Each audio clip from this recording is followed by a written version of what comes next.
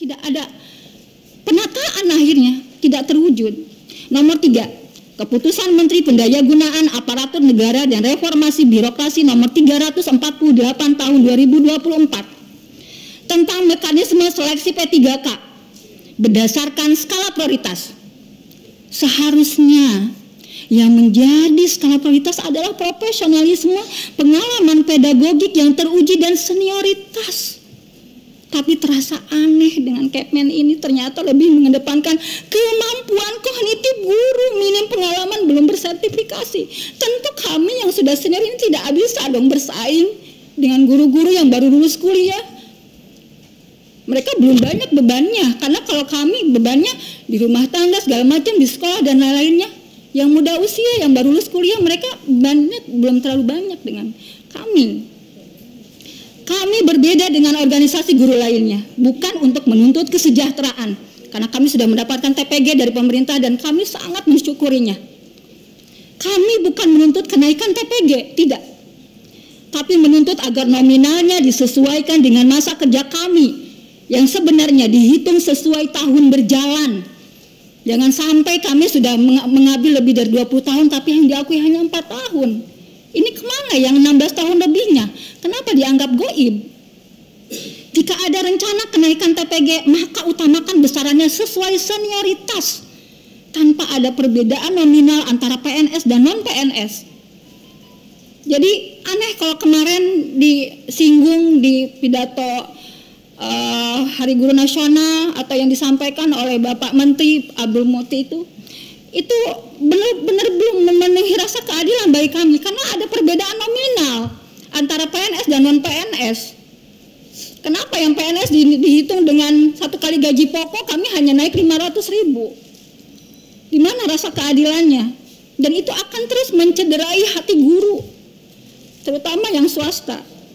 Terkait dengan pengangkatan ASN guru, selama ini pemerintah merekrut secara rutin setiap tahunnya melalui tes CPNS dan tes P3K yang pastinya menghabiskan dana APBN yang tidak sedikit. Pertanyaannya, untuk apa pemerintah mengadakan PLPG jika kemudian yang menjadi PNS atau P3 adalah guru-guru muda usia minim pengalaman yang belum bersertifikat pendidik?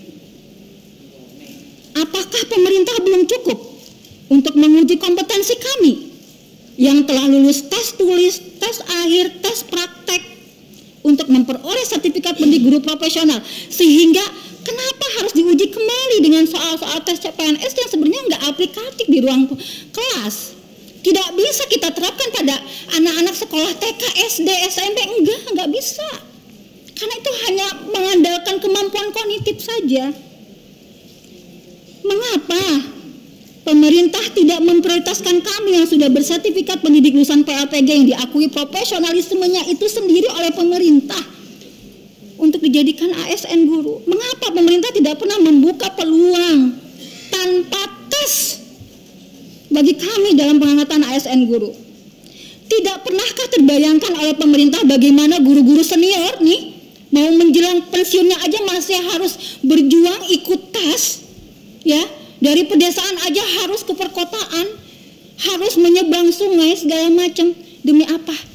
Demi sebuah status ASN, karena ingin memperbaiki nasib kehidupannya. Kenapa pemerintah tidak memperhatikan hal seperti itu? Kok tidak ada perasaannya gitu loh? Guru-guru yang sudah menjelang pensiun masih harus ikut tes.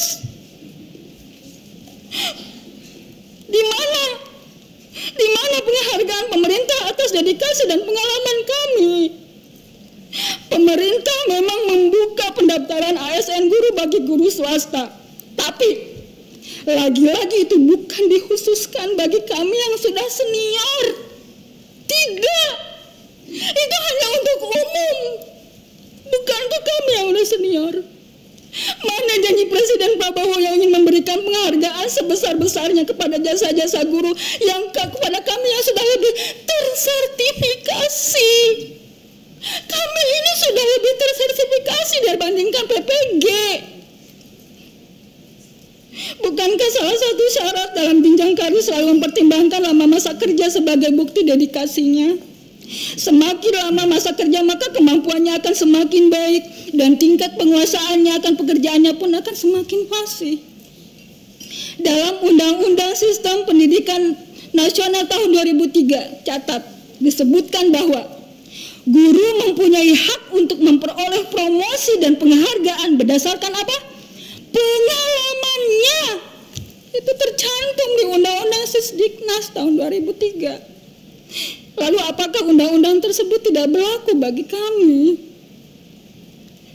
Hadirin peserta rapat yang kami hormati, kami tak habis pikir, bagaimana bisa guru senior sudah bersertifikasi, berpengalaman, menjelang pensiun 5 tahun bahkan 2 tahun lagi, tertutup peluangnya menjadi PNS hanya karena berdedikasi di swasta, yang notabene di bawah yayasan sosial. Sebaliknya, guru yang baru mengajar 5 tahun bahkan baru lulus kuliah